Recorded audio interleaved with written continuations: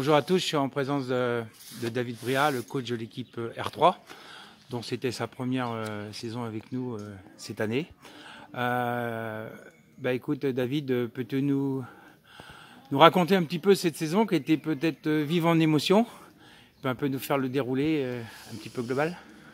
Oui, bonjour.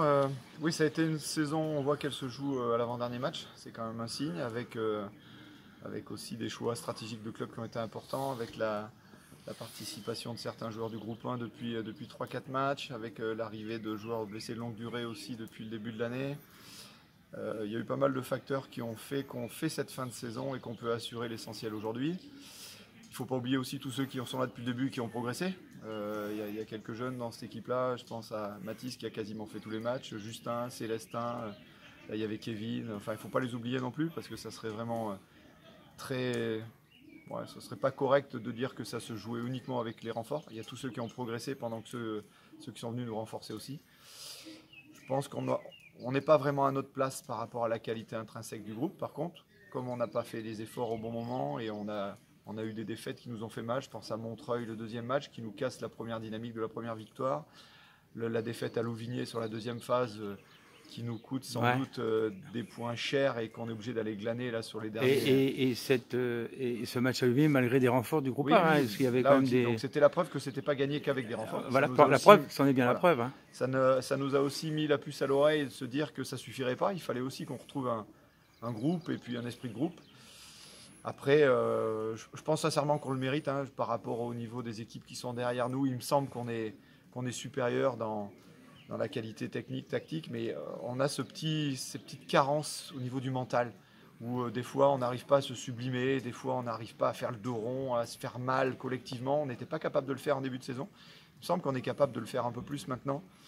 On a élevé notre niveau d'exigence, on a élevé notre niveau de rigueur, et collectivement, je pense qu'on a créé quelque chose depuis 3-4 matchs.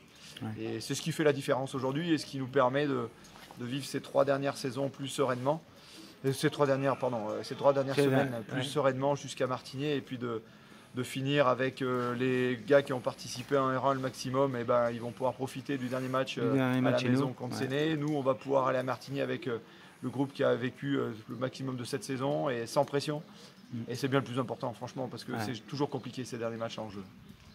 Et peux-tu me dire un petit mot sur la vie à l'entraînement? Comment s'est passée la saison en dehors des matchs, mais dans la préparation des matchs? Oui, parce que c'est vrai que c'est une facette aussi, moi, qui me conforte dans l'idée du choix que j'ai fait. C'est-à-dire que je suis content d'être là.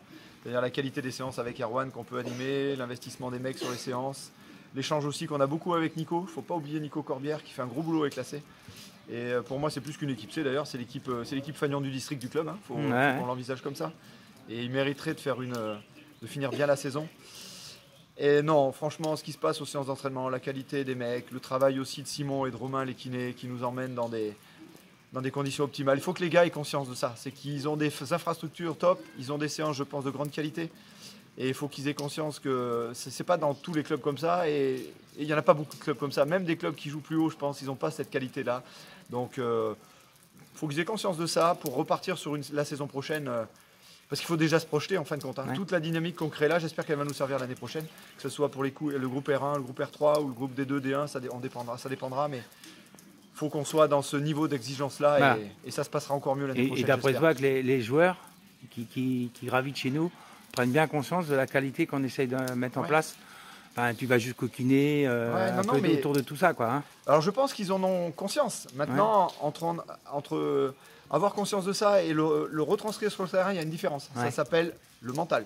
Et ça, on peut encore progresser, je pense, individuellement sur ce niveau de rigueur et d'exigence. Je pense qu'on peut faire encore plus, parce que les qualités techniques, physiques, tactiques, on les a. On a des bons joueurs, on le voit.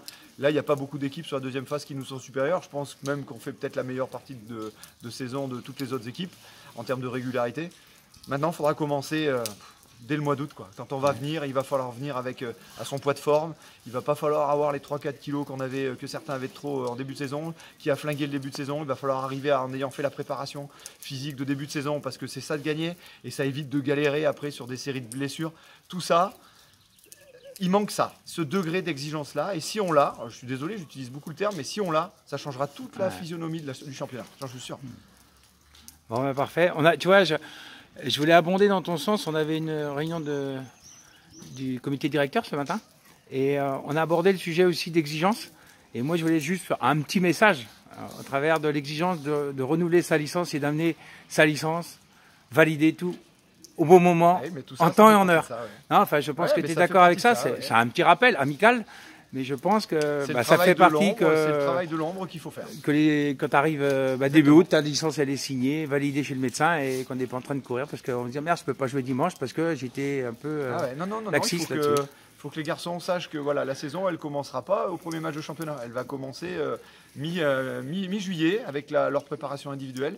Et si tout le monde joue le jeu, si tout le monde arrive à son poids de forme, si tout le monde arrive en ayant fait les préparations, ça sera que plus facile pour tout le monde. L'équipe 1 fera le même genre de saison et nous on fera une saison bien meilleure. On est d'accord. Il n'y a pas de doute là-dessus. Donc moi j'y crois parce que je crois vraiment à la qualité des mecs. Ils le savent, je les apprécie, je les aime tous, même par rapport aux décisions difficiles que je peux prendre de temps en temps par rapport à certains choix. Mais on a toujours essayé de faire en étant juste et je crois que c'est ce qui est le plus important. Eh ben ok. Eh ben merci beaucoup David. Merci pour tout ce petit résumé de ta saison. Merci bien. Allez, ciao. Bon, ça va? Hein? Bah ouais, bon.